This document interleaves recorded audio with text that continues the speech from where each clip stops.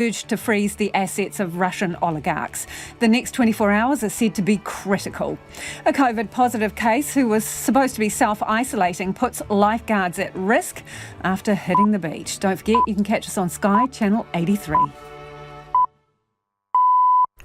RNZ News at 5. Kia ora tātou, good afternoon. Ko Evie Ashton tēnei. The government's move to scrap the self-isolation requirements for all New Zealanders returning home from overseas. Cabinet ministers this afternoon considered urgent advice on the risk posed by arrivals from an expert advisory group. The Prime Minister, Jacinda Ardern, says the requirement for people arriving from Australia to self-isolate will be removed just before midnight on Wednesday. I can announce today, Cabinet has agreed that from 11:59pm, Wednesday the 2nd of March, vaccinated travellers entering New Zealand will no longer need to self-isolate. New Zealanders from anywhere in the world will be able to arrive on Friday, just over a week earlier than planned. They'll also be able to forego 7 days of self-isolation. Those arriving in the country will still need to have a rapid antigen test on arrival, with any positive cases required to self-isolate, like domestic cases. There's been a slight drop in the number of new COVID-19 cases today, but an increase in the number of people with the virus in hospital. 14,633 new cases in the community were reported today, down 308 on yesterday's figure. But another 34 COVID-infected people have been admitted to hospital, taking the total number hospitalised to 344. 5 of them are in intensive care or a high dependency unit. The Ministry of Health says unvaccinated people are now 4 times more likely to be among those admitted. The United Nations Security Council has voted to hold a rare special session of the General Assembly later today to discuss Russia's invasion of Ukraine. Here's the BBC's Duncan Kennedy. This unusual move at the UN comes after Russia vetoed a conventional Security Council resolution on Friday, condemning its invasion of Ukraine. The United States UN ambassador pushed for a procedure dating back to 1950. It allows the 50 members of the Security Council to set up an emergency session of the General Assembly. It means that many members of the General Assembly will be able to voice their opposition to Russia's actions and, in effect, will be a global opinion poll on President Putin. Ukrainian media says shelling has resumed in Kyiv and Kharkiv. After several hours of quiet in the Ukrainian capital, explosions have been heard once again in Kyiv and the second largest city, Kyiv. Meanwhile, an air alarm has been sounded in Chernihiv in the country's north. The southern Ukrainian coastal city of Berdyansk is now in Russian control, according to its mayor. The flood-swollen Brisbane River is expected to remain high for several days, threatening homes and businesses. Days of heavy rain have caused widespread damage across the city. The river peaked at 4 metres this morning, the highest since the devastating floods of 2011. The Brisbane Mayor, Adrian Schrinner, says thousands of homes are affected. We're expecting more than 2,100 homes to be inundated. That's full inundation of the house. There will be even more properties than that that have partial inundation, so it might be water in the property but not necessarily in the house. So, this is a serious flood. This is a major flood. 7 people have been killed in the flooding that has struck southeast Queensland. A volunteer firefighter says Fire and Emergency has failed to improve its harassment and assault complaints process, despite vowing to after a highly critical review in 2018. Veronica Schmidt reports. The firefighter, who RNZ has agreed not to name, has helped numerous colleagues through the complaints process and says not one has found it satisfactory. She says she's not surprised to hear that the complaints process has left the mother of a child who was sexually assaulted by a firefighter disappointed. The abuser was allowed to remain on his brigade after being convicted. Fire and Emergency says it has made progress since 2018 and now has a behaviour and conduct office dedicated to ensuring issues are dealt with in a fair, timely and transparent way. Now to sport, and New Zealand's hopes of an historic first Test series win over South Africa hang in the balance. Set 426 to win the second Test in Christchurch, the Black Caps a short time ago had slumped to 41 for 3 late on the penultimate day of the Test. New Zealand needs to at least draw the match to claim their first Test series win over South Africa, having a 1-0 lead in the 2-match series. New Zealand motor racing's impact on the US IndyCar scene continues, with Scott McLaughlin recording his first race win. Fellow New Zealander Scott Dixon has been a dominant force on the IndyCar scene for the past decade, but McLaughlin, in just his second season, has won the season-opening Grand Prix of St Petersburg in Florida from pole position. The Team Penske driver finished just over a half a second ahead of reigning series champion Alex Palou of Spain. I really struggled those last couple of laps just to keep my head and save the fuel and all that sort of stuff, but we did it. Chevy gave us the fuel mileage. Drivability this weekend has been a change, and to win it, it's unreal. Scott Dixon finished 8th. And the two-time Olympic shot put champion Dame Valerie Adams is expected to announce her retirement from international competition tomorrow. Adams, who won Olympic gold in Beijing in 2008 and London in 2012, also won a silver medal at the Rio Olympics and bronze in Tokyo last year. This 37-year-old Adams has issued a statement saying she'll make a big announcement tomorrow in which she's expected to draw the curtain on a 20-year career at the top level. That's the news. Shock and disbelief for Ukraine. It's bleak, but we have to defend our land. We have no choice. We're going to fight. We can't not fight. Russia will not stop. We can't give up Ukraine. Ukraine is not Russia. We do not want Russia in Ukraine. Hoping for peace. The people of Ukraine are at the bottom of underground railway stations. It's very tense here. We've been in the basement now 3 nights. It's intensifying without doubt. Of course, we don't know where things are going. Local reactions to world events. Morning Report weekdays from 6 on RNZ National. We're funded through New Zealand On Air. You're with Lisa Owen on Checkpoint next, but first the short forecast from Met Service to midnight Tuesday. For Northland, scattered showers today, mainly fine tomorrow, but the odd shower in the east. Western areas from Auckland to Wellington, also for Coromandel, Bay of Plenty and the Central High Country. Fine, but a few showers in Bay of Plenty late tomorrow. For Gisborne, Hawke's Bay and Wairarapa, cloudy periods, a few showers mainly about the coast, clearing south of Wairoa tomorrow morning.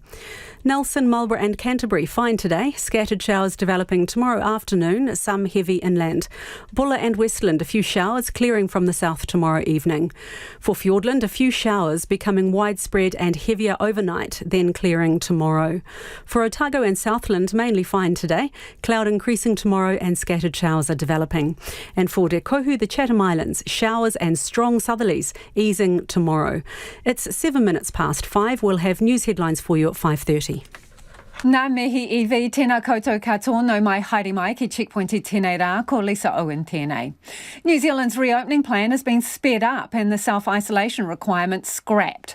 From today, Kiwis arriving from Australia can skip MIQ. Now from Thursday, they won't have to self-isolate at all. From Saturday, vaccinated New Zealanders from all over the world will be allowed home and straight into the community, about a week earlier than initially signalled. Travellers will instead have to take a rapid antigen test on the day they arrive and another 5 or 6 days later.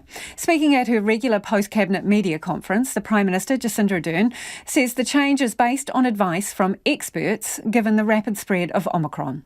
New Zealand has and will continue to forge our own path and strategy, but caution has served us well. As we continue to move through the Omicron outbreak and peak, we will continue to remove restrictions when advised it is safe to do so. And today, that is what we have been told, and so that is what we are doing. For now, unvaccinated Kiwis will still need to go into MIQ, but ministers have sought advice on how long that requirement should stand. Ministers will soon discuss whether to fast-track the rest of the border reopening plan, currently set to be fully open in October. National wants the timeline accelerated and ACT wants MIQ dumped immediately. But the epidemiologist David Skegg says there is a need for some caution given New Zealand has yet to reach the peak of its outbreak. The next few weeks are going to be very challenging for New Zealand. We don't know exactly how things will pan out. So we certainly wouldn't want tens of thousands of people coming in at the moment. But obviously, I think later in the year, there will be the opportunity to welcome tourists, hopefully more quickly than we envisaged. And that will partly be a matter of safeguarding health. And also, of course, there are all sorts of economic issues as well. MPs return to Parliament tomorrow after a week off, but it will be in a hybrid form, with some in the debating chambers and others joining via video conference. And we have touchdown. The first MIQ-free flight from Australia has landed in Auckland, with vaccinated passengers now able to go home to isolate. From Thursday, they'll be free to head out into the community. Our reporter Nick Trubridge joins us now from Auckland Airport. Nick, how's the arrivals hall been? Hi, Lisa. It's pretty quiet at the moment, but it wasn't anything like this just a few minutes ago. The first flight came through from Sydney, I believe it was. My cameraman, Nick, and Nick Trubridge, that's me. We've sort of been the bearers of good news today. Not only people excited to arrive home from overseas, but also as they were coming through into that arrivals lounge just behind me, that news that they now, from Wednesday, won't even have to do home isolation. So a little bit more freedom along with their long-awaited arrival home. We were here as that first flight touched down. Have a listen to how people reacted. Oh my God, awesome. I'm here for reasons being my dad's sick, but I'm happy to be on home soil now. Can't wait to eat some good New Zealand food. What are you looking forward to most? Big Ben pie. A couple of years, haven't lived in New Zealand for 25, but haven't been home to visit my mum and dad for a couple of years. So, yeah, it's been a long wait, but so worth it. Describe it, because there's a little bit of, I can see Mum's pretty happy. Oh, look, I think it is. As I say, I think you're never not a Kiwi, right? And it's just been so hard overseas. I've been living in Australia, so not far away, but yeah, you just feel so far away. So this is just a huge day for, I think, all grounded Kiwis to be able to have the option to come home. And yeah, I'm just elated. It's amazing. It must be a relief that you can just go home and actually be at home. Yeah, well, it's about time the government wants to open up the borders. You know, I've been in Australia missing my family, and the only thing we can do is talk to them on social media. How long has it been? 30 years. Quite a while. We've been living on Norfolk Island and we've just come home. Yeah. It must have been when that news came through that you could come back without going through the MIQ. How did that make you? Really, really good. Yeah, it should have happened a long time ago. What's the first order of business tonight? A wine. A wine. It's absolutely incredible. I'm moving back from Australia, so it's been 2-3 years since I've seen all of my family. I'm really excited to be back. Because I was talking to your uncle, right? Yeah, I was talking to your uncle, and it's like you're so close, but you can only hang out on Zoom. Yeah, exactly. And we've lost multiple Christmases, all the birthdays, everything like that. So being back and being able to celebrate with everyone is incredible. So, Nick, how busy is it expected to be in the next couple of days? Next couple of days, Lisa. Well, we've still got a couple of flights coming in tonight. I'm just looking at the arrivals card here. Another one at 5:59. Those who listen to Checkpoint regularly will know that this arrivals lounge has been, a bit of a desert over the last couple of years, really. That will really pick up over the next month. All through March, Air New Zealand expecting up to 300 flights to come through from the Gold Coast, from Sydney, from Melbourne, all those places where people haven't been able to travel from quarantine-free until now. As some of the Kiwis we spoke to in that package told us, the grounded Kiwis as they call themselves, it's about time. They've been more than ready for this, Lisa.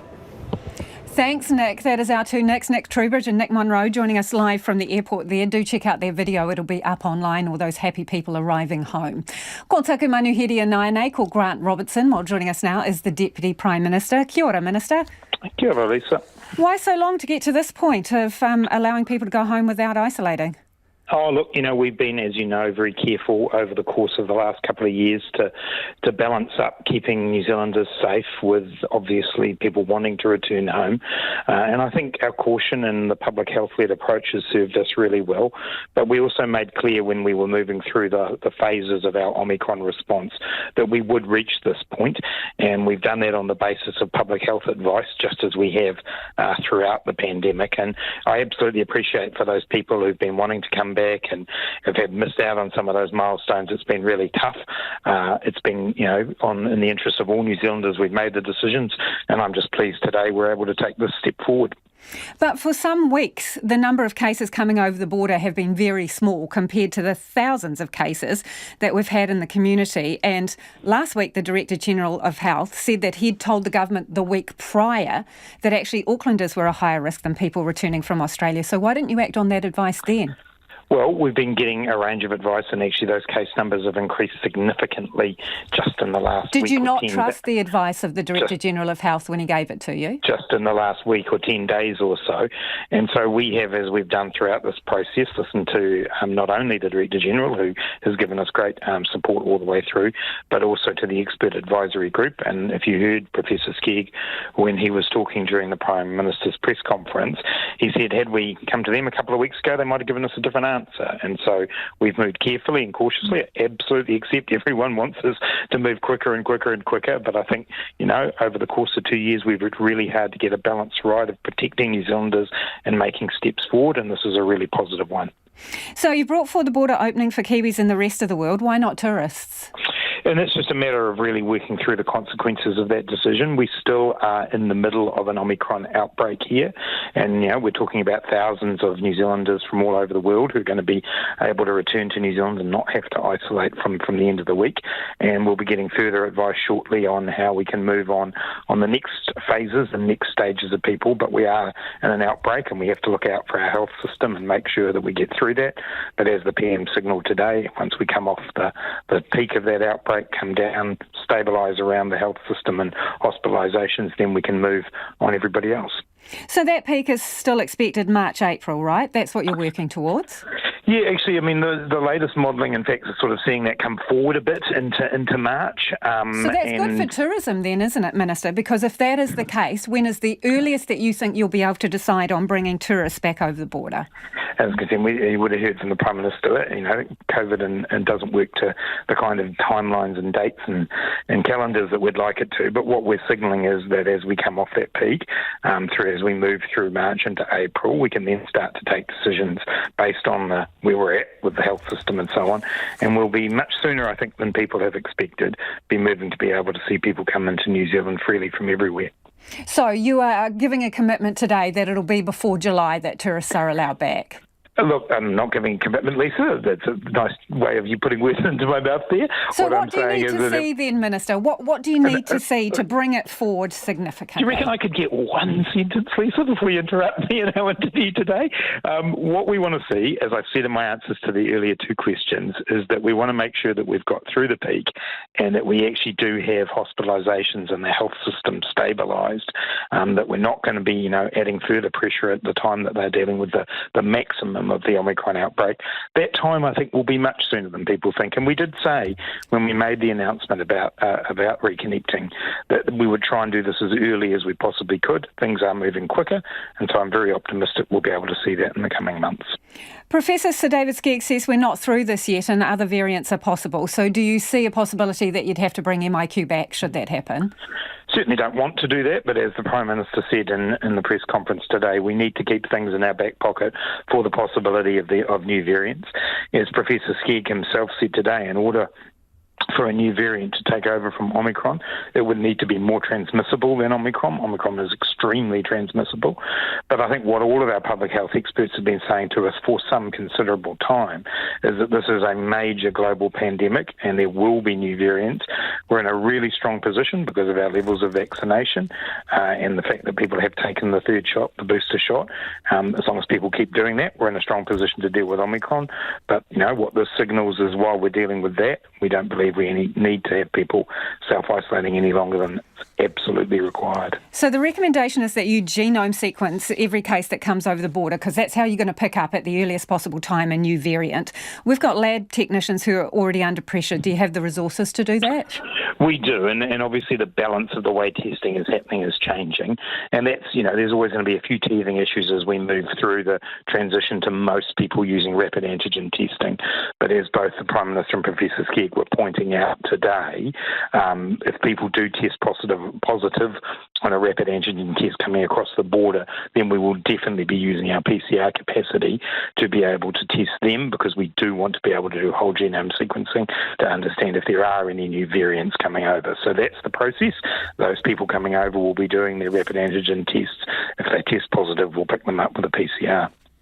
So with your electorate MP hat on, I was just observing today the sort of massive set of toilets on a trailer being driven into the protest area at Parliament, right? So portable toilets, 4 of them, a pretty hefty structure coming in. I mean, what do you make of that? That these significant materials and things that are being used to sustain the protest are still able to get in? So just to be really clear, the structure that you saw, and I saw it as well, is not actually inside the protest area. So the thing that the police have done is construct a cordon that means that vehicles can no longer come in. There was a brief moment last week where they did, but they haven't been able to generally. That structure sitting just outside the protest cordon area. What the police haven't been able to do, or haven't chosen to do, is stop the movement of people. And I understand from statements that they have made that people have walked backwards and forwards and brought some materials in, and that's the wooden structure, the toilet structure that people are talking about. So that sustains them, though, doesn't it? That allows them to carry on there because they've got access to showers and toilets and all the rest of it. So would you like to see that all cut off, whether it's inside the barrier or not? As I say, the police have not been in a position, or they tell us they've not been in a position to be able to stop the movement of people. What they have done is created a cordon that has the movement of vehicles stopped.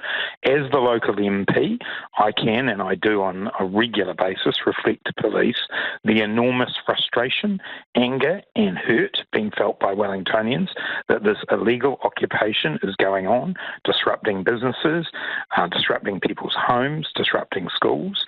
I raise with the police every time I speak with them those concerns, and I will continue to do that. But as we've discussed before, as a politician, I do not get to direct the police as to how they enforce the law. None of us want to live in a police state where the politicians control matters like that, so we have to continue to have confidence in the police that they will work to bring this protest to an end. It's not an easy job for them, and I've got real sympathy for the people who are at the front line, but I, as a Wellingtonian, have that frustration and anger, and I am telling the police every day when I speak to them how Wellingtonians feel. Are you literally speaking to them every day? Have you spoken to them today? That's probably an exaggeration. I get briefed regularly as the local MP, and I obviously have the ability to pass messages on to the police as I do regularly. We've been working quite closely with them and with the Wellington City Council supporting relocating people. It's one of the things I've done as a local MP, where there have been people who, for a variety of reasons, whose homes are caught up in the middle of this. So, I have contact with them in various ways most days, and I get briefed by them regularly, and I pass those concerns of Wellingtonians on whenever I get the chance. Appreciate your time this evening. That is the Deputy Prime Minister, Grant Robertson there. It is 22 minutes past 5. Kia mau tonu mai. You're listening to Checkpoint on RNZ National. Homai o whakaro, would love your feedback. Nō reira ānei na kaupapa mō te hōtaka nei.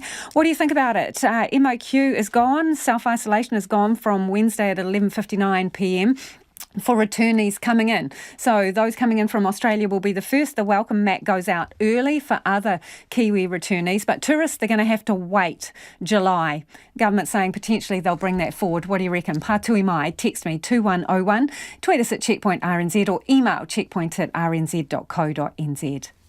Ukraine's capital remains a city on edge and on a war footing.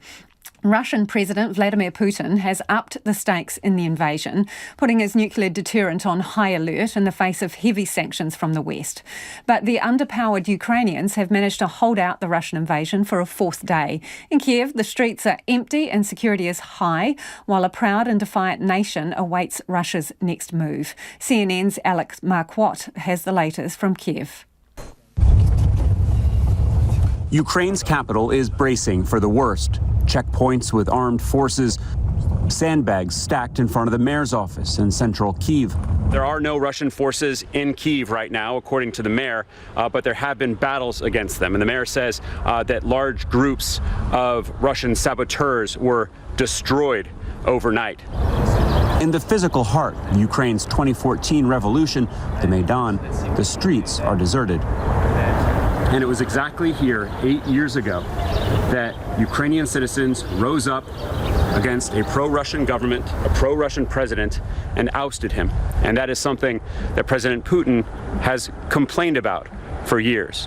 Now, his own forces are descending on this city, encircling it, in order to try to topple this government and replace the president with a puppet who would answer to President Putin. Now, 4 days into this Russian invasion, there is mounting evidence of Russia's attempt to encircle this city, fighting in every direction around, plumes of smoke marking the areas of the most intense fighting. Living in this city these days is not for the faint-hearted. While we're out, right on cue, another deep boom breaks through the silence. Below the Maidan, in the tunnels of the city's metro, which also act as bomb shelters, the arteries of the city are also deserted, a pinging only adding to the eeriness. Kyiv has held strong for longer than some of the more dire predictions, which saw it falling within 24 to 48 hours. Optimism has grown with the Russians' inability to take any real control here, but everyone knows it is far too soon for any confidence. Back home, and the government's being urged to freeze the assets of Russian oligarchs to try to pressure them into withdrawing support for the Russian invasion. A bill was voted down by the Labour Party last year that would have allowed this. John Bond reports.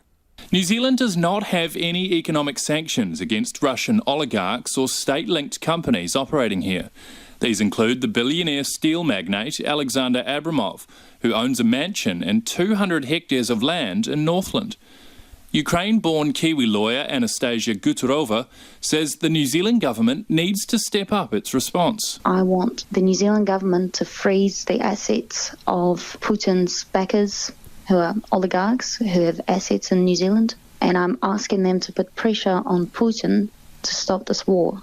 If they fail to do that, then I'm asking the New Zealand government to confiscate those assets and use them for the benefit of the Ukrainian people. But at the moment, it's not clear if assets can be frozen or restrained under New Zealand law for this reason. A bill that would have allowed the government to do this was introduced by Nationals' Jerry Brownlee last year, the Autonomous Sanctions Bill. You've got to make a strong statement about a man who's out there, quite frankly, threatening the nuclear option. Autonomous sanctions would allow New Zealand to participate in the economic sanctions that the rest of the world are starting to inflict. The Labour, Greens and Māori parties voted it down. Jerry Brownlee says the government should reintroduce this bill and pass it quickly. And international law expert Alexander Gillespie agrees. He says normally sanctions are imposed through a United Nations process. The problem you have now is that the Russian veto will ensure that there will be no sanctions placed by the United Nations against Russia. So we need to work outside of the UN system so that we can still put sanctions against countries which violate principles which we hold high in there. Dr Gillespie says New Zealand should act in accord with our allies, who largely have imposed economic punishments on Russia. This includes Australia, who sanctioned Russian banks and around 350 Russian citizens. A Ukrainian New Zealander, Yuri Ackerman, says this country has had a subpar response and needs to limit the power of Russian elites. I am really shocked that our legislation is so poorly developed for sanctions, for managing sanctions, because New Zealand has Russian elites, those Russian elites that exploited Russia and now holding their finances and so on, built bunkers on the South Island and hiding there right now from this madness.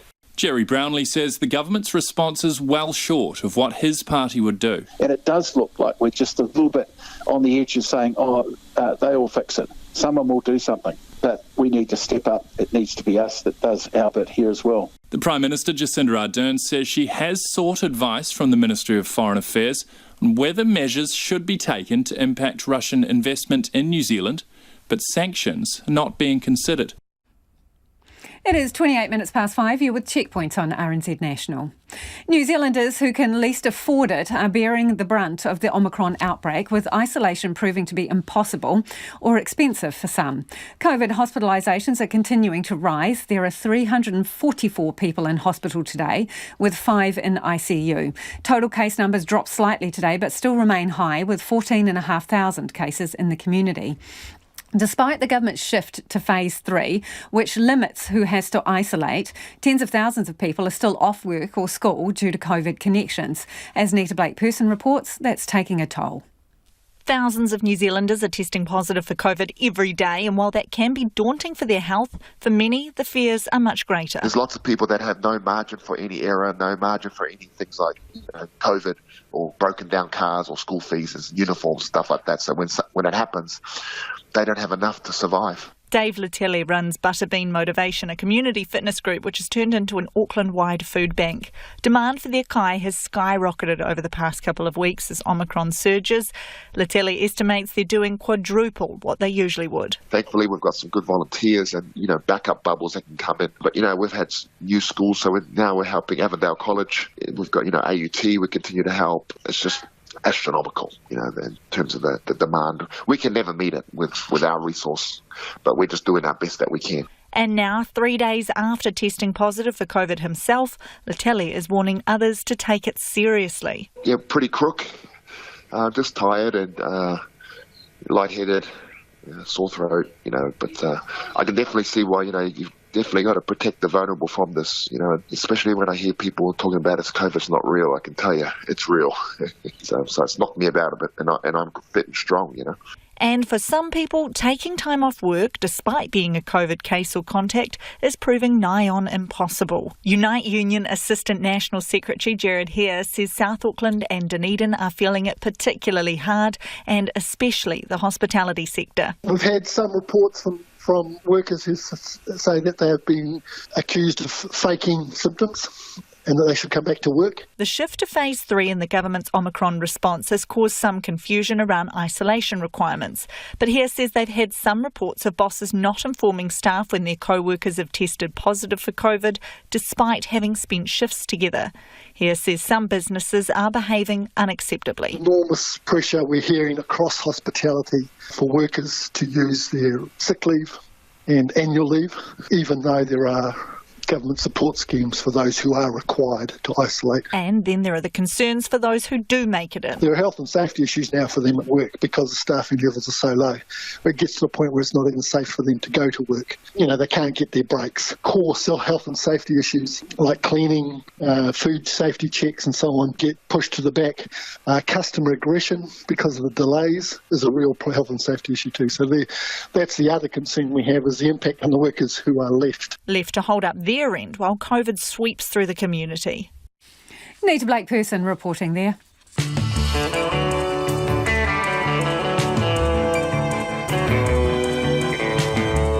Kia ora, e te iwi e Hariakine checkpoint. The sex offender who was kept on as a volunteer firefighter after his conviction. Lifeguards rescue a swimmer who knew they were COVID positive and should have been isolating. And between COVID and roadworks, Horowhenua's had a bumpy ride. We pay them a visit. Homai o whakaaro, we'd love your feedback on anything you've heard on the programme tonight. Text us on 2101, tweet us at Checkpoint RNZ or flick us an email. The address is checkpoint@rnz.co.nz. It is time for the headlines. Ane a iwi mina pitipita kōrero. Self-isolation requirements for New Zealanders returning home from overseas are being scrapped. Cabinet ministers have been considering expert advice on the risks posed by arrivals. From Thursday, travellers from Australia will no longer need to self-isolate for a week, and on Friday, the border will fully reopen for all returning New Zealanders. However, travellers will need to take rat tests and isolation will be required for positive cases. Passengers who are unvaccinated will still need to spend time in MIQ facilities. There were 14,633 community cases of COVID-19 today, slightly fewer than yesterday. However, the Ministry of Health is worried about the disproportionate number of unvaccinated people requiring hospital care. They say just 3% of eligible people aged 12 and over have had no doses of the vaccine, but 12% of COVID patients needing treatment in Northland and Auckland hospitals are unvaccinated. The Ministry says the numbers send a clear message that getting vaccinated will keep people out of hospital if they catch COVID-19 and could save lives. The Russian President Vladimir Putin has upped the stakes in the war against Ukraine. He's put his country's nuclear forces on high alert. It comes as shelling resumes in Kyiv and Kharkiv. The southern Ukrainian coastal city of Berdyansk is now in Russian control, according to its mayor. And a Ukraine-born New Zealand lawyer wants the government to put pressure on Russia's rich elite in this country. Lawyer Anastasia Guterova says in order to force them to withdraw support for the Russian invasion of Ukraine, the government should freeze the assets of the oligarchs and Russian companies. A bill that would have allowed assets to be frozen, the Autonomous Sanctions Bill, was voted down by the Labour Party last year. Those are the headlines. We have a full news bulletin for you at 6.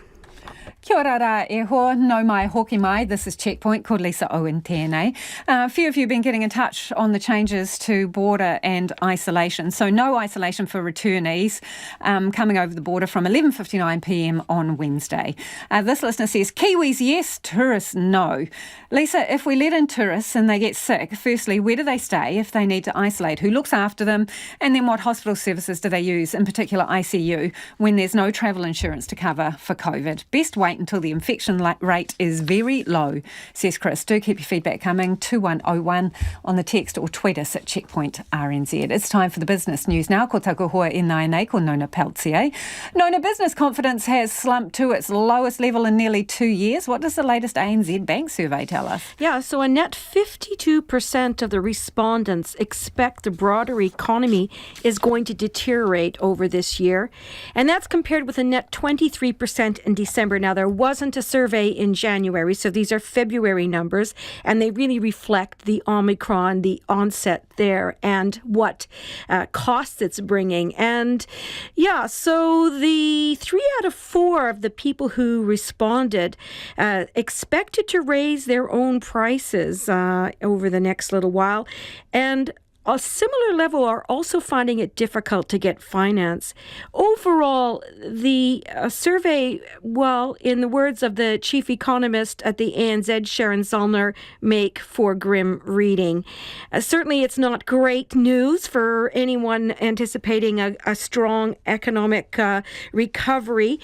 She's suggesting that inflation is going to top, well, expectations are for about 6% plus, but she said they could go as high as 8%, and that given the invasion of Russia to Ukraine, certainly that isn't good news either. So watch this space. She's expecting to see a lot of inflation, interest rate hikes, and perhaps even a recession. So, Nona, Genesis Energy has reported an improved first half at profit on gains from electricity hedges. So, first off, translate that to English, and what are the numbers? Yeah, okay, so some people might be aware that Genesis Energy provides backup fossil fuel energy supply when we don't have enough renewable. So that's when we don't have enough rainfall, the hydro lakes fall and so forth. We need a backup. That's when Genesis comes out and fires up its turbines there.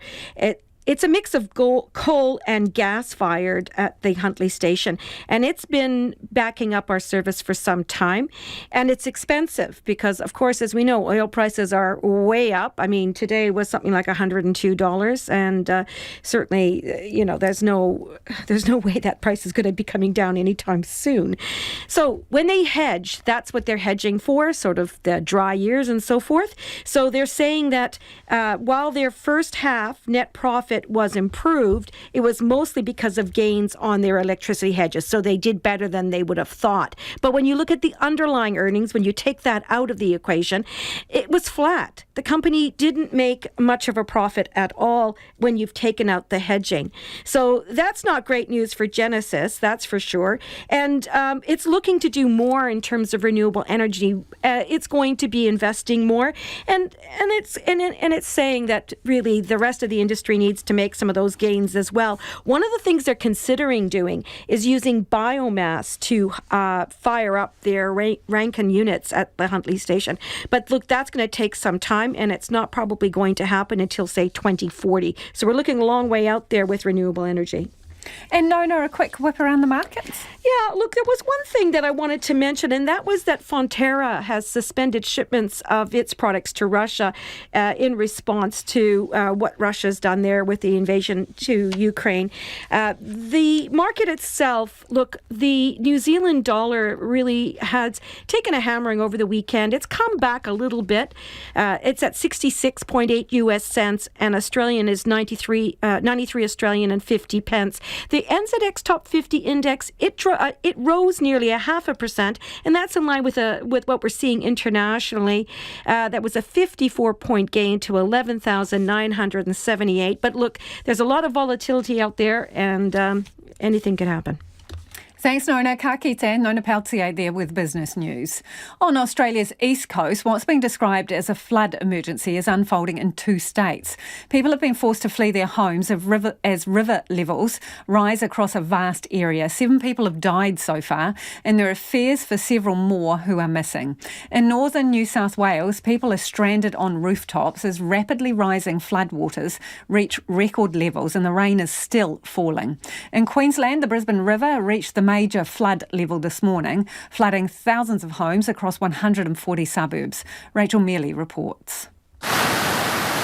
It was described as an unrelenting rain bomb over the southeast. Almost 750 millimetres of rain has fallen in Brisbane since Thursday. It's another catastrophe inflicted on an already worn-out group of people. Queensland's Premier Anastasia Palaszczuk says the state's resolve is being tested yet again. Can I please say to Queenslanders, especially in the southeast of our state, we've been through a lot together. We've been through a COVID pandemic of 2 years, and now we're going through yet another flood. And many people will have been impacted, not once, not twice, but maybe even 3 times. While the rain threat has eased for now, the flooding danger is still unfolding for people in many areas.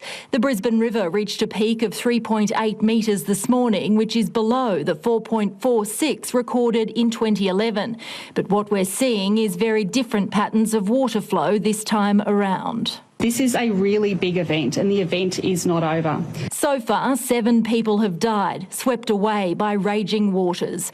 State disaster authorities have declared Gympie and Brisbane disaster zones. There's now a high alert for the Mary, Logan and Albert rivers, as well as the town of Dalby on the Western Downs. In some areas of Brisbane, water has receded and the clean-up has begun.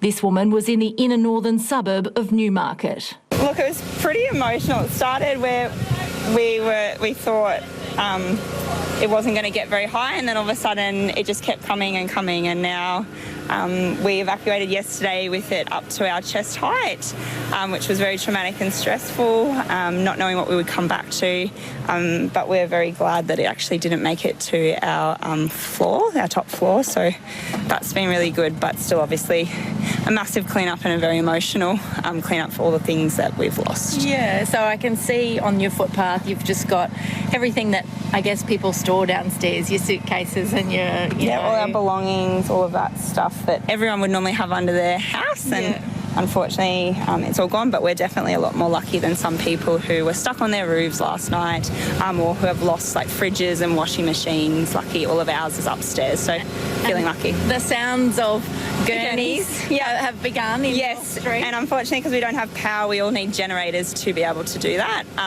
which adds that added stress of trying to find generators to be able to gurney to then start this massive cleanup.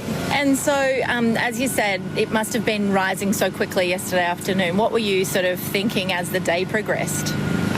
As we started the day, we were just watching it, and then we went and got sandbags because we thought potentially it'll only make it to the concrete, and then that turned into let's move everything upstairs because it was just coming so quickly, and then from then it was trying to put everything into the roof, so up our manhole to try and get everything up there just in case, because it just kept coming so quickly. Like every 30 minutes it'd like just come up an absolute massive amount. and it was absolutely terrifying. And how long have you guys lived here? 2.5 years. We'll be 3 years in June. So you haven't seen anything like this before? No, and people that we've spoken to who have lived here for years have said that this is probably one of the worst floods we've had. At this stage, the weather pattern is moving south, but it's hardly a comfort for those Queenslanders fighting for their homes, their livelihoods, and in some circumstances, their lives in this great deluge. It is 17 minutes to 6. It's time for some of your feedback now. On the protest in Wellington, we're speaking to Grant Robertson earlier in the program. This person says, not just Wellingtonians, Grant, there's plenty of Kiwis from other parts who want these Trumpist muppets gone. Another person says, where's the police minister in her direction? Or is this a complete cop-out and disassociation by the government so they don't look like they might actually have some backbone regarding our laws? And a final thought here from a listener, the toilets and showers are in the middle of the road and don't have a permit. WCC should use a bulldozer to clear the site now. Keep your feedback coming. Text us on 2101 or you can tweet us at Checkpoint RNZ. Hundreds of dollars shelled out only to run one tour a day. Kaikoura is littered with vacancy signs and empty cafes and restaurants, a far cry from what it should look like in February. Businesses and tourist operators say they are facing a bleak winter, not knowing when the border will open to international travellers. And Tess Guest reports. It's a tough reality in Kaikoura, where businesses have taken multiple hits. 4 years ago, the seaside town was struck with a 7.8 magnitude earthquake. The town had just bounced back to pre-earthquake trading levels when the pandemic arrived, setting them back yet again. Marketing manager for South Pacific Helicopters, Chrissy Griggs, says international holidaymakers amount to at least 90% of the tourism business in Kaikoura. Without these visitors, businesses aren't getting close to normal customer numbers for the summer season. Future bookings have stopped. Kiwis do tend to book on the day, and we're not getting those day bookings. There's no traffic coming through Kaikoura, and if there is, it's very limited. Encounter Kaikoura business manager Lynette Berman says they've been saved by having a multifaceted operation with dolphin and albatross tours, a gift shop and a cafe, but it's still not enough. Our winter is looking terrible. It's just booking screen after booking screen of no bookings, and that is the reality of having the international visitors not in our picture yet. She says the town is fatigued with a combination of grief and the frequent need to adapt caused by the 2016 earthquake and COVID. And I think it's the layers of loss, really, that are presenting the ultimate challenge right now for people. Destination Kaikoura General Manager Lisa Bond says businesses have had to pair up to attract customers, creating package deals between them. So we've really encouraged our businesses to work together and to package and to make it easy for the guests when they come here. And so it's been really wonderful from my perspective. With winter looming, Kaikoura Mayor Craig Mackle says residents are running out of hope. While everyone's still being really cool to each other, looking after each other and what have you, that feeling is waning, a feeling of taking too many beatings in such a short period of time. Advice offered by the Mayor is for residents to take a breath and remind themselves of the beauty offered by their region. Hang in there. If you're feeling down, particularly here today, just go stand outside for a wee bit and have a look around at what you've actually got for free, which is our area. Well, the reopening plan saved the ski season. We'll have more on the government's announcement after 6 tonight. An incredibly poor decision, that's the assessment of lifeguards after a COVID-positive swimmer needed rescuing at Bethel's Beach yesterday. The person entered the water knowing they did have COVID and then needed the help of lifeguards after getting into trouble.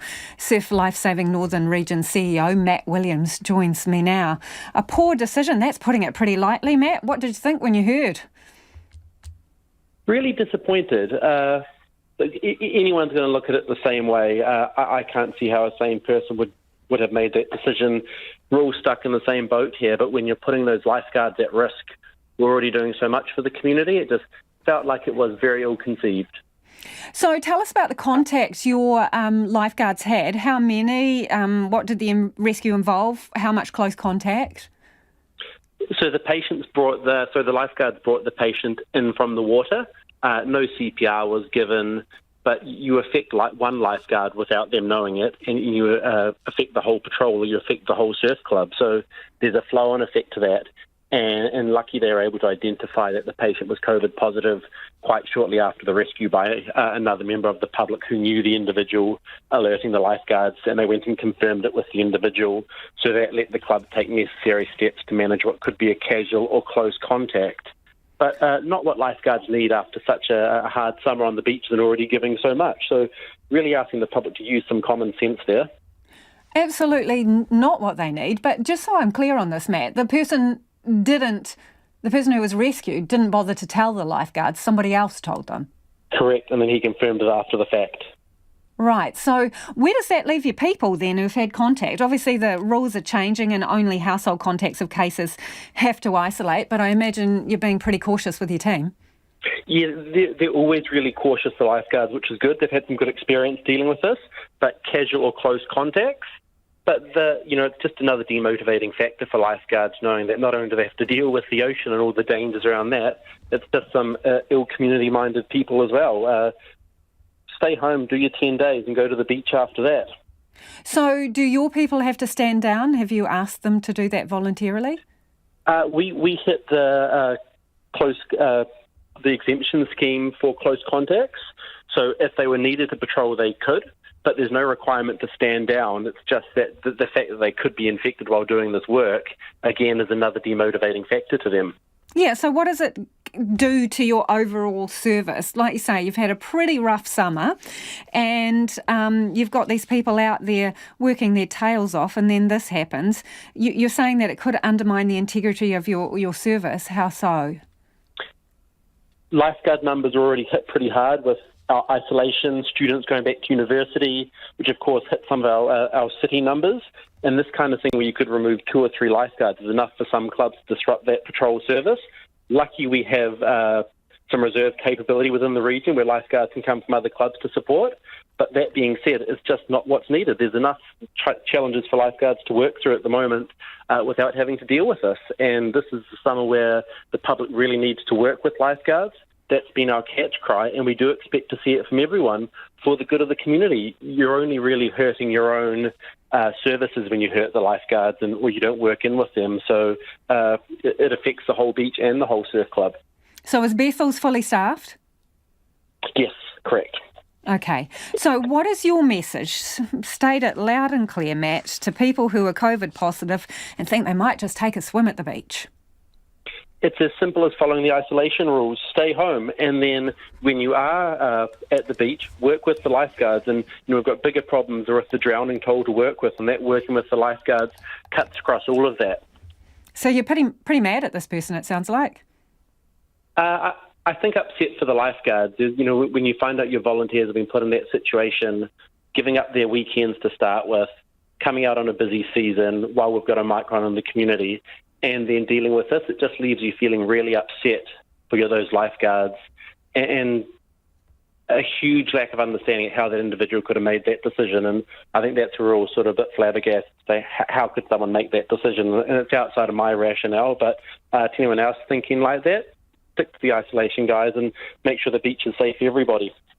Really appreciate your time, Matt. Thank you for joining us. That is Matt Williams, who's Surf Lifesaving Northern Region CEO. It is 9 minutes to 6 and you're with Checkpoint on RNZ National. Fire and Emergency is being accused of doing everything wrong in dealing with a volunteer firefighter who was allowed to remain on his brigade after being convicted of indecently assaulting his young son. An advocate for sexual violence survivors says the organisation doesn't seem to have improved the way it deals with sexual harassment and assault complaints, despite vowing to following a 2018 review. Veronica Schmidt reports. How hard is it to type out an apology? Louise Nicholas reckons that's the first thing Fire and Emergency should have done after a mother complained that the man who abused her son had been allowed to stay on a fire brigade after he'd been convicted. They've done everything wrong. And so in order to put it right, absolutely an apology for their action. But that didn't happen. The victim's mother met with Fire and Emergency and asked for a written apology for her son. Fire and Emergency told her it would keep her informed of what actions it would take. But then silence. Louise Nicholas says that sounds familiar. It does not surprise me with fire and emergency. This happens all the time. They had a review done a couple of years ago into how they handle complaints of this matter, of this nature, and they still can't get it right. That review was in 2018 and it made for sobering reading. Judge Coral Shaw found Fire and Emergency had a culture of harassment and bullying, and that those who had taken their concerns through the organisation's complaints process had negative experiences. Fire and Emergency admits it failed to keep the victim's mother informed and only sent an apology after RNZ made contact. But Chief Executive Rhys Jones says things have improved since that 2018 review. He sent us this statement. A significant improvement is that we now have a permanent Behaviour and Conduct Office. This self-contained team has a wide range of experience and skills in the complaints, investigation and resolution space. The Behaviour and Conduct Office is responsible for ensuring all issues are dealt with in a fair, timely and transparent way. But it was the Behaviour and Conduct Office who failed to send an apology to the young abuse victim and failed to keep his mother informed. And a long-time volunteer firefighter told us that sort of failure remains par for the course.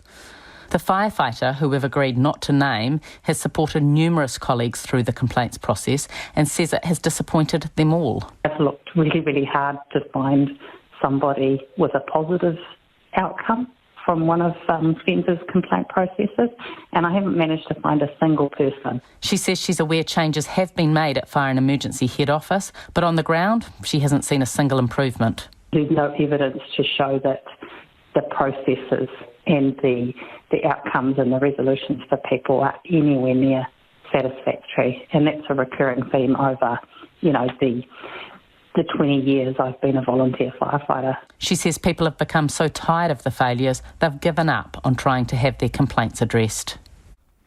And you can read Veronica Schmidt's full report, The Town That Backed a Child Abuser, at rnz.co.nz. And just an update on the Auckland mayoral race. Labor has put out a press statement. It says Labor endorses Councillor Efessel Collins for Mayor of Auckland. Labor is pleased to announce it has endorsed Efessel Collins' independent campaign for the mayoralty of Auckland. The decision was made at the weekend by the party's governing body following consultation with members.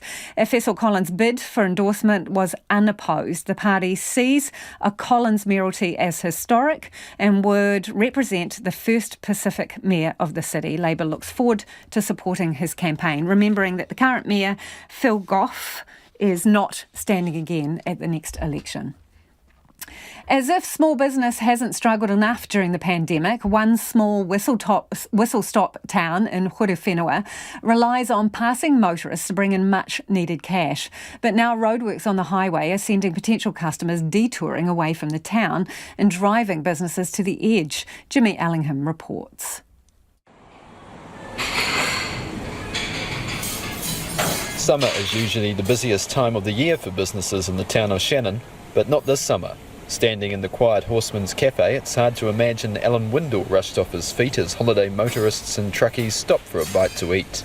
It's our high season. We're bad enough without any tourists, but now with the road closed and COVID compacting on top of it, we're about 70% down to what we normally are this time of year, and this is the time of year when we do our good turnover to tide us through winter.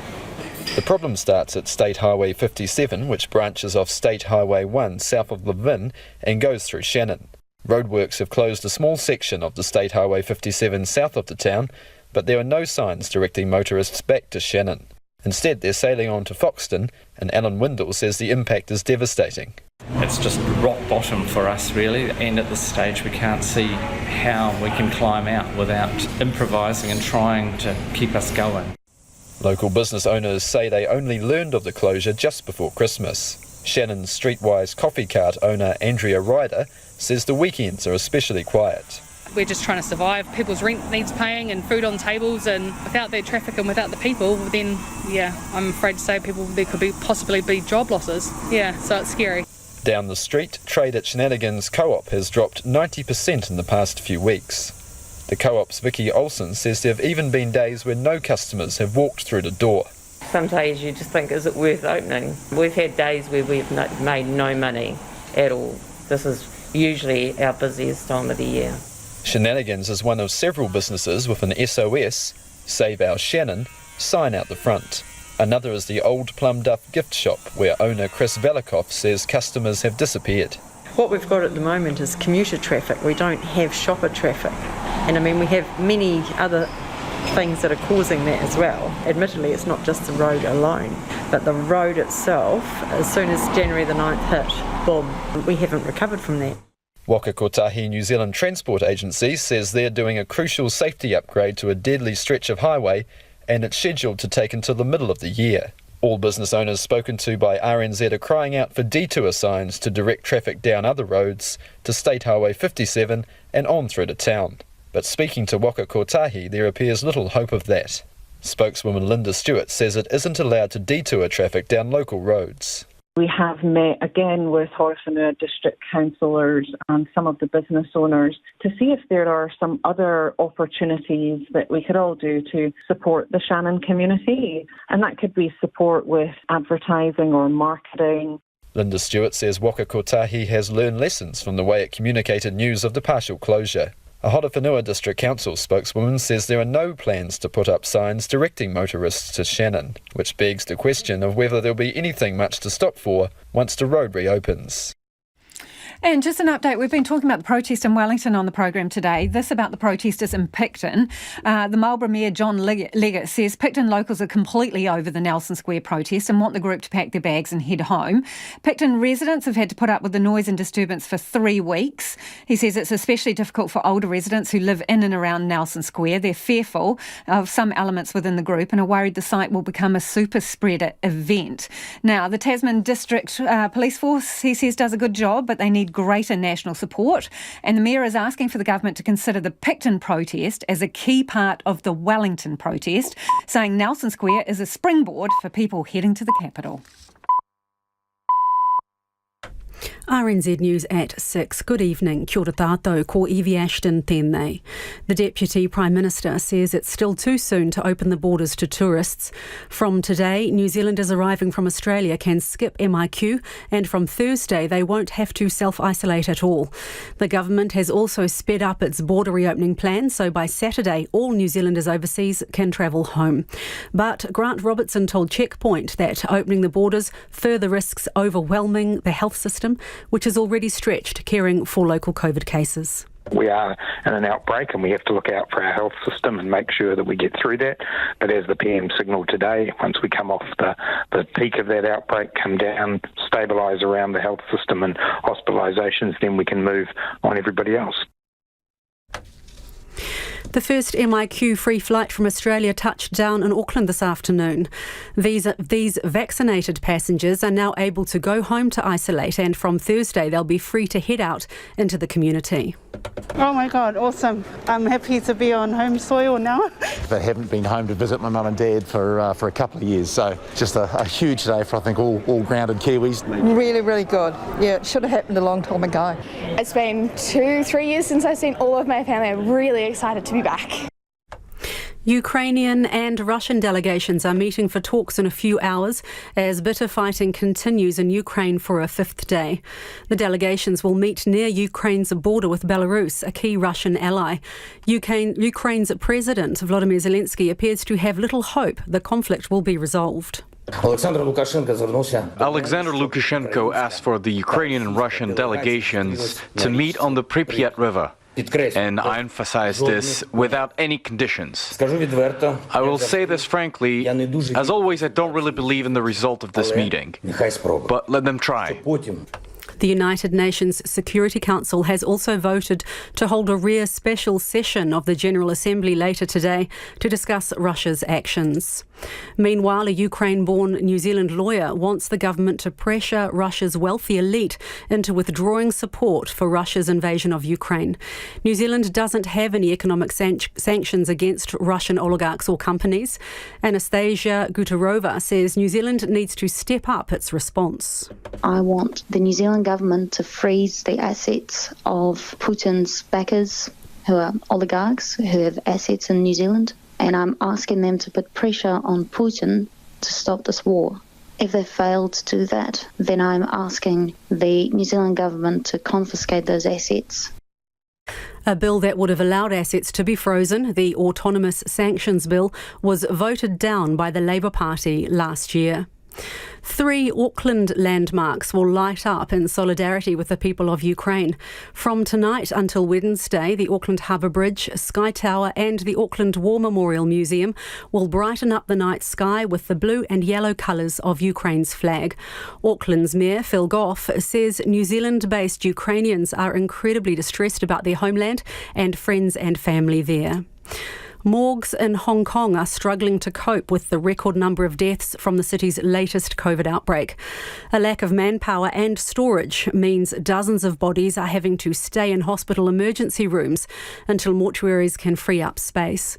About 300 deaths linked to the coronavirus have been recorded in the past week in the Chinese territory.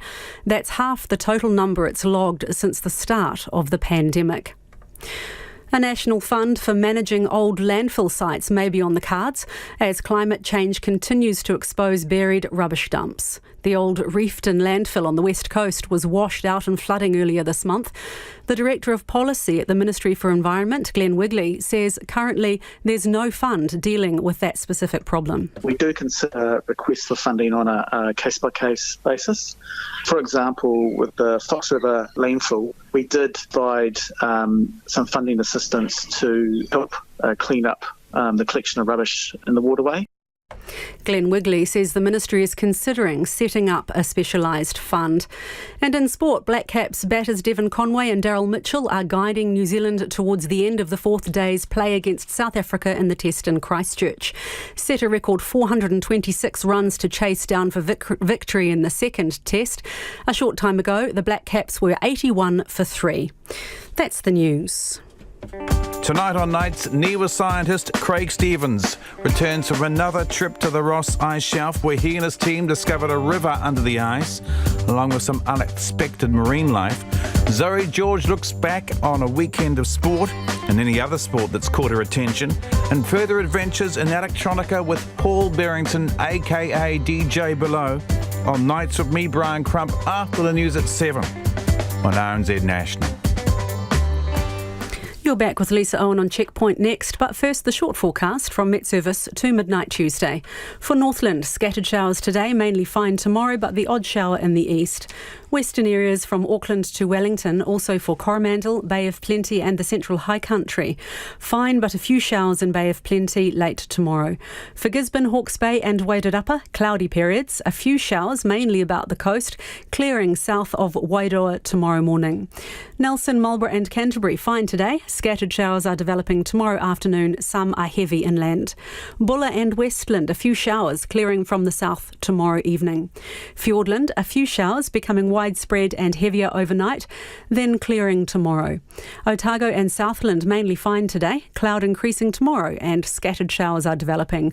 And for Rekuhu, the Chatham Islands, showers and strong southerlies easing tomorrow. The time is 6 minutes past 6. We'll have news headlines for you at 6:30. Nā mihi iwi no mai hoki mai. This is Checkpoint, ko Lisa Owen tēnei. Most tourists will be able to bypass self-isolation when they're finally allowed back into Aotearoa.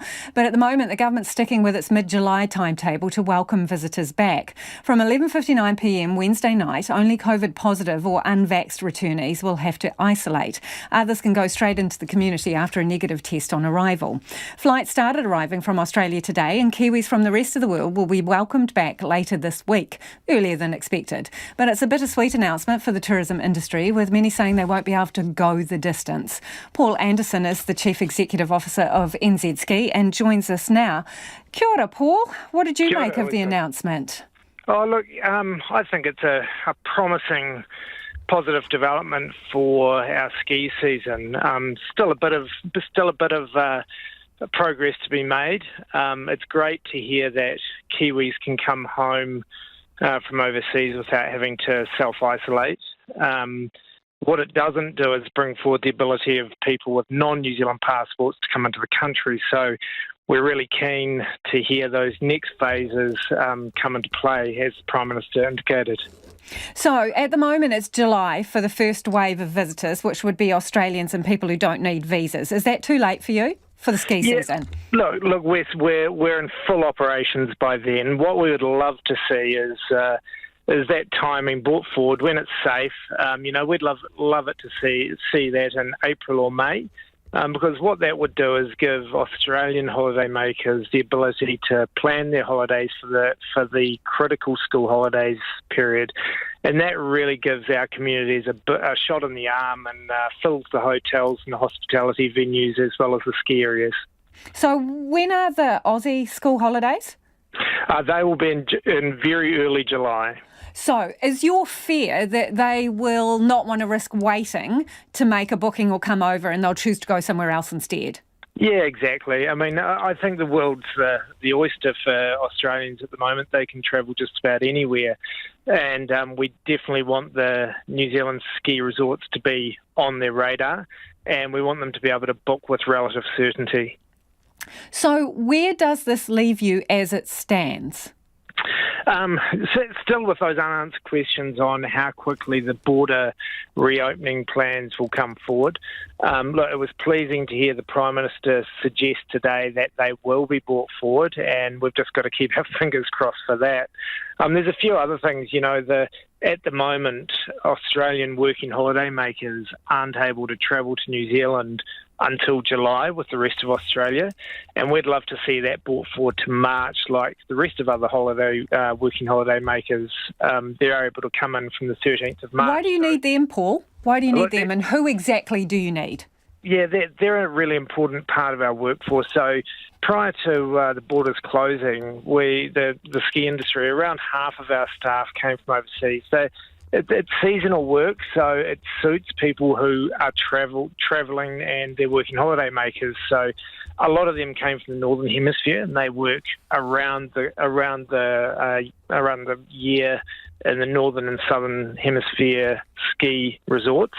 But also there are a lot of young Australians who would choose to come over and spend a season in either Queenstown, Wanaka or Methven, places like that, and provide hospitality staff. Always when we talk to people about this and the issue is raised of bringing overseas staff in, we get a flood of emails and texts asking why you can't employ local people. What is the answer to that? We've got a really great strategy across our industry to employ locals and to train locals. So absolutely no question about that. We provide a lot of skills-based training through ITO partners. But the fact is that there's a lot of skills that we need where workers, they'll go up to the Northern Hemisphere and they'll be groomer operators or patrollers or ski instructors, because of course they can't do that here in our summer. So we need to be able to get them in for our winter season. And a lot of those people are New Zealanders. They will be able to come back, but there's also some skills that overseas jurisdictions can provide us. How big will the financial dent be for you if the July date is the date that the border opens to tourists and it doesn't come forward to that time frame that you would ideally like? What kind of hit do you take? Well, in a normal year, Australians make up about between 40 and 50% of our total visitation.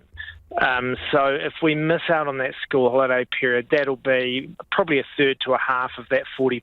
So it's a reasonable chunk. And look, we love seeing it. It's not just our business. It's really the whole community. The hotels are crying out for overseas visitors, as are the hospitality venues. Yeah, because everybody feeds off each other. So tell us about that. Are businesses falling over right now, Paul? Look, there's a lot of businesses in town closed, and there's a variety of reasons for that. Some of them are struggling because staff are close contacts. Obviously, a lot of hospitality staff share accommodation with other workers, and obviously if someone gets a positive COVID result, then they go down. And it'd be great to see businesses trusted to be able to test their staff with 2 negative rapid antigen tests and bring them back to work like a lot of critical businesses are allowed to do. That would really help. But also just that shot in the arm for more tourists coming in, breathe life into our communities. Can you wait until October for the rest of the tourists? Because July is obviously just Australians and people who don't need a visa to get here. October's all the other overseas travellers. Yeah, I think a lot of businesses won't be able to wait that long. I think, you are slowly seeing some businesses go into extended hibernation, and whether or not they open up or not is a matter for them. The larger tourism businesses can hang on, but it's pretty painful, and they're doing it tough. So what does the Tourism Minister, Stuart Nash, say to you when you raise this with him? But we haven't seen Mr. Nash down here for quite some time. I haven't. Is he a good advocate for your sector, Paul? I haven't seen any useful advocacy from Stuart Nash for our sector, no. Do you want a new minister? I'd just love to see a minister who advocates well for the tourism industry. He's got his work cut out. The government has said that the health response is their primary outcome. What we'd like to see is just some balance around that cabinet table where they're balancing off short-term and long-term needs of the whole of New Zealand. Good to talk to you, Paul. Thanks for joining us. That's Paul Anderson, who's the CEO of New Zealand Ski there. It is 14 minutes past 6 and you're with Checkpoint on RNZ National. Ukrainians are waking up to a fifth day of bombardment from Russian troops advancing into the country. The president says the next 24 hours are crucial.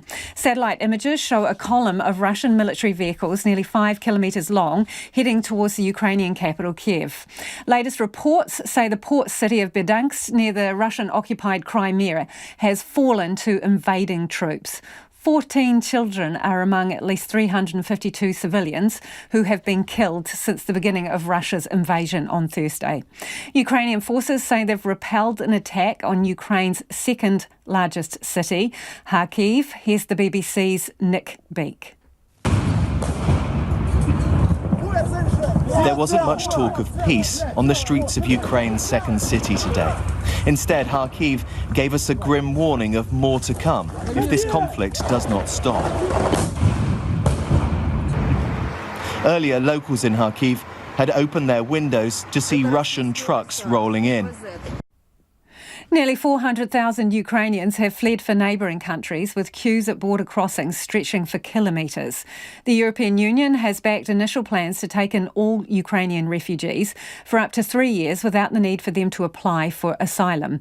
Here's Estonian Government Minister Kristian Jaani. We have to be united within EU and, of course, with Ukraine. We have to provide different kinds of humanitarian help and, of course, military help for those brave Ukrainians who are fighting right now. Europe is also taking other unprecedented steps. Here's the European Commission President, Ursula von der Leyen. For the first time ever, the European Union will finance the purchase and delivery of weapons and other equipment to a country that is under attack. This is a watershed moment. Our airspace will be closed to every Russian plane, and that includes the private jets of oligarchs too. Meanwhile, the United States has condemned Russia for putting its nuclear forces on high alert. US officials said the announcement by President Putin was unnecessary. The BBC's Sarah Smith is in Washington. Senior Pentagon officials warn Russia is increasing the chance for miscalculation that could make things much more dangerous.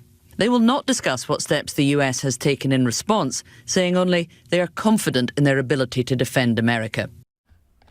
As fighting on the ground continues, the impact of sanctions on Russia is beginning to be felt. The Russian ruble has crashed and Russians waited in long queues outside ATMs on Sunday to withdraw money. They're worried sanctions will trigger a shortage of cash. As the world watches the fighting unfold in Ukraine, many eyes are focused on the country's president, Volodymyr Zelensky. CNN's Brian Todd takes a closer look at how the former actor and comedian's life has come to imitate art. Just 3 years ago, Volodymyr Zelensky may never have envisioned himself dealing with the largest conventional military attack in Europe since World War II. Zelensky was known to Ukrainians then as a comedian, playing the role of a schoolteacher in the series Servant of the People. On that show, Zelensky's character unexpectedly became president of Ukraine after ranting about corruption. Then life imitated art. Positioning himself as a political outsider, running on a platform of fighting corruption and ending the conflict in eastern Ukraine, Zelensky won a landslide victory over incumbent Petro Poroshenko in 2019. His background, he's Jewish, and he was very comfortable in what's called the Russia world. And he made a great career for himself as a comedian and a businessman, in part by appealing not just to Ukrainians, but also to Russians. Just a few months into his presidency, Zelensky became enmeshed in the scandal that led to then-President Donald Trump's first impeachment trial. A phone call in which Trump leaned on Zelensky to investigate allegations of corruption against Joe Biden's family in Ukraine. Allegations that were never supported by any evidence.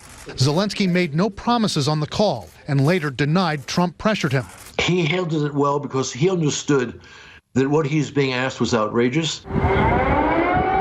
But this crisis makes the Trump phone call seem almost trivial. This was the 44-year-old president's message to his country on Thursday. The enemy has marked me as target number 1, my family as target number 2. They want to destroy Ukraine politically by destroying the head of state.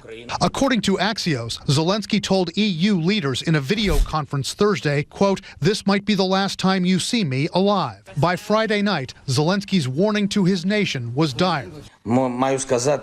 This night will be very difficult, and the enemy will use all available forces to break the resistance of Ukrainians. Even top Russian officials won't flat out deny that Volodymyr Zelensky is in danger. When asked by CNN, do you intend to decapitate the Ukrainian leadership, Russian Foreign Minister Sergei Lavrov didn't say no, saying only, quote, "Nobody is going to attack the people of Ukraine." Among the 400,000 Ukrainian refugees who have fled are sisters Vika and Anastasia, who spent 2 days at the Polish border in freezing conditions with no food or water. CNN's Awa Damon spoke to them in the town of Medyka, 300 metres from the Ukraine border. Oh, yeah. It felt like hell, really. So, yeah. We were thinking what to do, panicking that we're not going to manage the border because we thought, okay, we will be there, we will be safe, we will be safe. So our thoughts, but because we were driving from Kyiv the day the bomb landed, so it just was totally shock and panic. But to came there and to sit there, to come there, you need to walk with your luggage. We didn't mention it. 25 kilometers. You were walking. And on this road, you were also seeing women, children, yes. Little children trying to get through. And this family, you were saying, how long did they say it took them? How long did they wait? 1.5 days, and they also did that 25 kilometers. Everybody who came there, not by car, by wants to cross border by foot, they need to come that 25 kilometers by foot because the road is so thin. So this is 25 kilometer queue of the cars. Maybe now it's 40 actually because 25 it's information 3 days ago. So no car can even get that people inside. Yeah. Right. So it's all like the cars are just completely blocked off with no passengers and there's no organization. I'm sorry, your parrot came through? Yes, I rescued the parrot because I couldn't leave him under the bombs because from Kyiv it's impossible. So yeah. So they let in with pets, no documents, so I'll pull inside. That's thanks to them because dogs, cats, leave them. Yeah, and you know, Michael, I mean, we're hearing all of these horrific stories, and then there's also the stories of families who are getting separated because basically men ages 18 to 60 are not allowed to leave, and so people are finding themselves in this situation where they have to say goodbye to their husbands, their sons, their brothers, and a lot of the times when you talk to women who are leaving with children, they'll tell you that they're telling their children that daddy will be coming soon, but they don't know if they're actually telling their children the truth. And if you give me 1 second, could you ask this family if they're like the husband's, the kid's father, where are they? And you know, they're talking about how they're trying to say goodbye, Michael, how they're trying to figure this all out for the kids. Parents are having to try to somehow figure out how to stay strong for their children. And what these young women were telling us was that there is such a lack of organization on the other side that people, in the panic and the overwhelming emotion of wanting to just get out and get to safety, are getting quite aggressive. People are trying to just shove through the lines. They're trying to save themselves, save their families. And so they're hoping that there's a bit more coordination that at least happens on the other side. And it's utterly heartbreaking. Once they're actually able to get here, they do get moved on in buses. There's an army of volunteers here offering free housing, free rides, food, water, but there's still this sense of fear and confusion. And I'm sorry, did she have to leave her husband? Two husbands lived there, and old people, that's okay, because they weren't able to come out. So they had to say goodbye to their family. To their family, to their husbands, exactly, yeah. And we also I'm so sorry. We also said goodbye to her father, yeah. Your dad stayed? Your dad stayed? And I give him my car, and that's why we were walking by foot. How were you able to say goodbye to your father? I think that it was the most awful thing to say. Yes. She was crying. I mean, that's just impossible. Yeah, like when we were just waiting for in our car a queue, it wasn't so scary to say goodbye. But when it actually happened, I was crying a lot. And I'm sure. He's staying in Lviv, and we are reading the news. Oh my gosh, there's a bomb going to Lviv, and we are totally panicking. Yeah. I left my father in Kyiv. So you left your father there too? Yeah, because he has 8 cats. So he used to go. I did everything to take them out, but he refused. So it was one car. Me driving with her husband and rescuing us. That's all that I did. And, you know, Michael, we're also meeting a lot of people on this side who have elderly family members inside who quite simply physically are not able to make this journey. I mean, you heard it from these young women, you heard it from the others. It's walking for hours. It's standing for days in the freezing cold. I mean, someone who's ill, someone who's elderly quite simply can't make this journey. And there really is this sense also, and this is quite frightening, that this is just the beginning. And so as the numbers keep swelling along all these borders, you really feel as if something needs to change, you know, within the processing system. There maybe needs to be some sort of humanitarian corridor that opens up to get people out safely so that they are not suffering on top of all of the fear that they have just had to go through and the uncertainty of it all. And that is CNN's Awa Damon with Ukrainian refugee sisters Vika and Anastasia. And you might have heard there, they carried their pet parrot with them, tucked away in their jacket, 25 kilometres, and they've made it to the Polish town of Medyka. Awa was speaking to CNN anchor Michael Holmes there.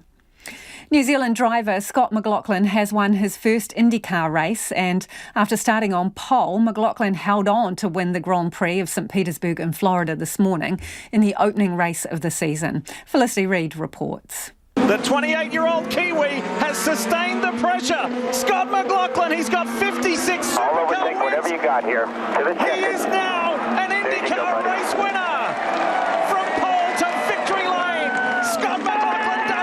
It could not have been a better start to the 2022 IndyCar season for Scott McLaughlin. The Team Penske driver finished just over half a second ahead of reigning series champion Alex Palou of Spain, who applied heavy pressure over the closing laps. Street circuits troubled the New Zealander last season, and he admits this win didn't come easy. I really struggled those last couple of laps just to keep my head and save the fuel and all that sort of stuff, but we did it. Chevy gave us the fuel mileage.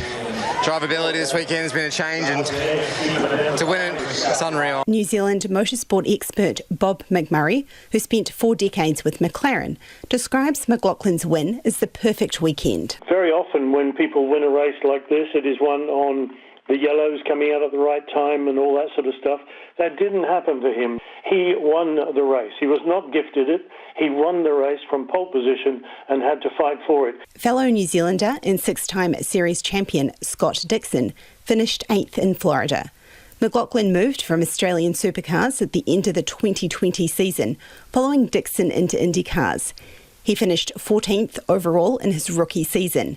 Before today's race and after qualifying on pole, McLaughlin reflected on how he was fitting in. Obviously in Australia we had a lot of success with poles and wins and all that sort of stuff, and you know you can do it, but have a hard year like 21 where it just didn't click and there was a few things that, you know, you just didn't put it together, but you know the speed's there. It's all about taking pressure off yourself and just focusing on what you need to do, and that's what we did. Greg Murphy, who drove for many years in supercars and won Bathurst 4 times, says the ability for McLaughlin to make a winning transition from supercars to single-seaters is phenomenal. In a short period of time, Scott's managed to master a very, very different formula, and really you can't underestimate the challenge and how difficult that is to change like he has done.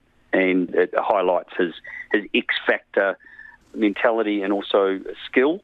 It's not something everyone can do. Murphy says it's staggering that New Zealand has another driver succeeding in this class and thinks McLaughlin can keep the New Zealand flag flying high in North America for some time to come. We know Scott Dixon is over there and he's one of the greatest IndyCar drivers of all time. You know, I don't know how many more years he might have in the championship, but it looks like we've got another Scott that's following in on his heels pretty closely to take the reins when Scott Dixon decides that he's not going to race at the top level anymore. Round 2 of IndyCars is at Texas Motor Speedway in 3 weeks' time. It's the circuit that McLaughlin had his previous best ever finish last year when he stood on the podium in second behind Scott Dixon. Okay, time for some of your reckons before we head off on a couple of issues on the ski season and the ditching of isolation for returnees. John Rowe's got in touch to say, seasonal low-paid work, how is this a sustainable business model? One thing COVID has done is expose such business practices. This is about businesses wanting to bring in ski instructors and the like. On the protest in Wellington, Sue says, I've been wondering why the Wellington City Council don't declare a state of emergency in Wellington to deal with the protesters' occupation. Isn't this an emergency situation for that area of Wellington? The Late News team will keep you updated throughout the night. They've got their eye on what's going on in the Ukraine. If you've missed anything from the show, you can find Checkpoint on Spotify, Apple or wherever you get your podcasts. Ko te kaupapa tuatahi pōpō tomorrow from 5 a.m. on First Up. As COVID cases soar, First Up is with a Delta survivor who's now delivering food parcels to an isolating Omicron family. RNZ News headlines. Kia ora tātou, I'm Evie Ashton. Vaccinated New Zealanders arriving from Australia will no longer have to self-isolate, but the government says it's still too soon to open the borders to other overseas tourists. Talks will be held between Ukraine and Russia in Belarus on day 5 of Russia's invasion of its neighbour. Marlborough's mayor wants more police at an illegal anti-mandate protest in Picton. And an Otago University study says ventilating classrooms may be as simple as opening the windows. Those are the headlines. Our next news and weather is at 7. Every afternoon when you hear these horns, it's the panel. And here we go again. The price of rent. I don't see it getting any better until we reach a point where a sufficient part of the property market is owned and provided by the state on terms that seek only a return in social well-being. Okay. Gosh, David, so how can any government afford to do that? I think you're dreaming. How can they afford not to? The panel with me, Wallace Chapman, every afternoon from 3:45 on RNZ Now.